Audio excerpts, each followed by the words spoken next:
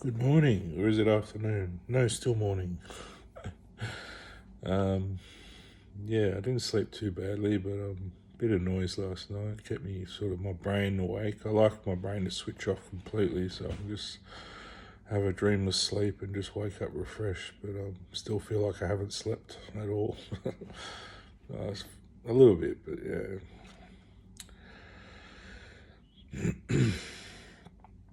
Yeah, I mean, a lot of people probably think I don't do much. I'm not doing much. I'm just sitting here on the internet. But I'm not. These are just little comments I make. But most of my energy, actually, when I'm not doing much, physically or going out and about, and most of it's thinking about um, the bushfire regions that got decimated last fires, and I'm trying to help the little koalas survive. I think I've probably helped about 1,000. So I just think about them and help them find the places they need to be to get out of those regions and survive. And a lot of my energy has sort of gone towards that, just focusing that energy there. And I think the solution to bushfires might sound a bit strange, but have a giant sprinkler. Pump the water from the ocean, just in a few regions. Where that are sort of could be used as a fire break to stop the whole forest going up. Could have a few set up, a few giant sprinklers, like just enormous statues, with like a sprinkler thing on top, and have the pipe come up from the ocean and just with a little pump on the bottom, and as soon as there's a fire, just start pumping water all over that area, and there's plenty of water in the ocean, and yeah, we'll just put them out. I think you're not going to stop all of it, but you can put some fire breaks to stop it spreading, and you probably save half the forest rather than all going up. You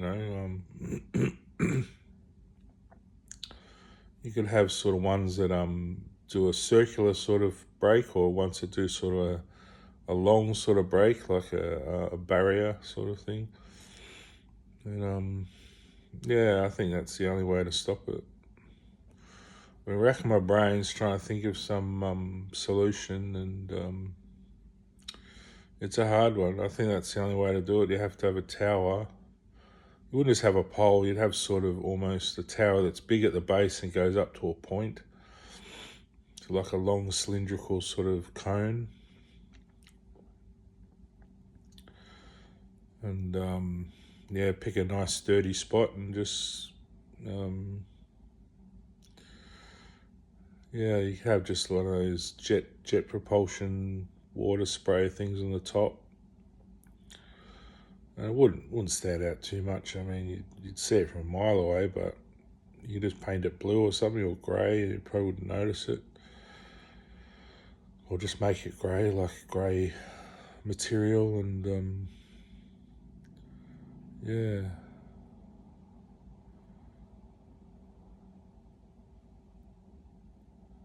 And the Aboriginals just say, "Oh, just pack up Western civilization. That'll solve the problem." But it's not really us. It's a global change in weather patterns. So that can happen without human beings. It can happen for any reason, really. Sometimes the poles on the Earth can swap polarity. Like at the moment, the top's the positive, the bottom's the negative. But sometimes, under certain conditions on certain planets, the pole can swap polarity, and that can just swap all the weather patterns can all switch. And I don't think it's happened on Earth. I think it's been sort of more this time around. It's been more human intervention. But yeah, if the magnetic pole switches, that could be even worse. But hopefully, it won't come to that. But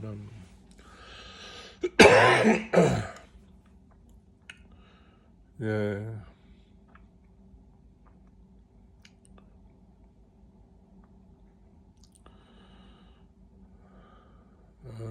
Yeah, so I mean, there are solutions to problems. There always are. My solution is fix the money so people can afford to get the jobs they need to do the right job on earth. Because at the moment, we're not doing our right jobs. I'm sitting around trying to study electronics. I should be doing something, in filmmaking or something to inspire. I'm more an inspirational person rather than scientific. I'm trying to learn stuff to sort of create stuff that's inspirational, but it's a lot of work for one person. But I don't really know what else to do. I'm in the wrong sort of situation again, but I'm trying my best. But I think everyone's in that boat because of the way they spend the money. They're not supporting people.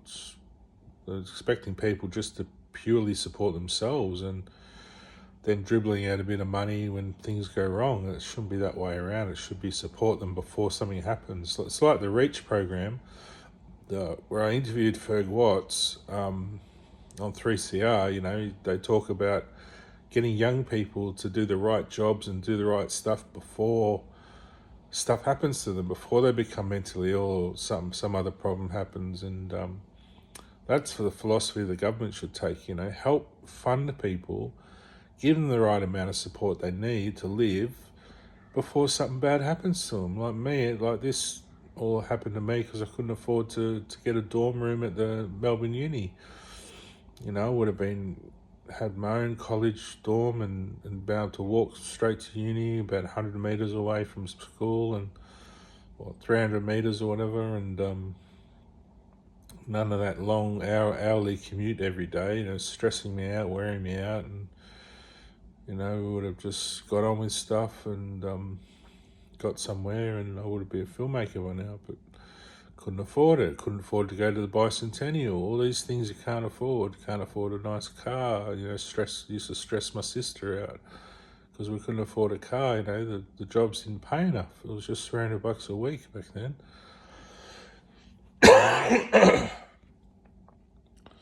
Unless you already have family money or something, it makes it very hard.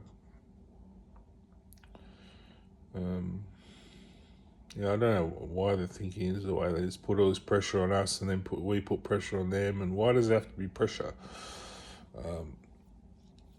Bodies aren't designed for that. Our bodies are designed for love, not all this stress and pressure.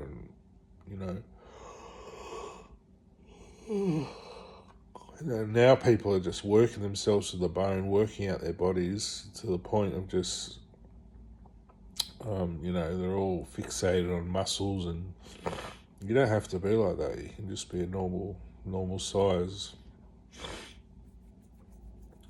You don't have to work yourself to the bone. We shouldn't have to do that. We should be able to love each other and look nice, making love. Look beautiful, look and feel good too. Working yourself out, you're doing damage to your body that's got to be reversed. You're never going to reverse all that damage they do to their bodies to get big muscles. You're basically swelling up your muscles with pain, and I don't know. It's all right if you're exercising, enjoying it, it feels good, and you're making love and you feel good. And the pain and grief they're putting us through is just, I don't get it. Then they want science to come up with the answers. Give us robotic parts, that'll make us live longer, won't it? Oh my God. Anyway, see you later.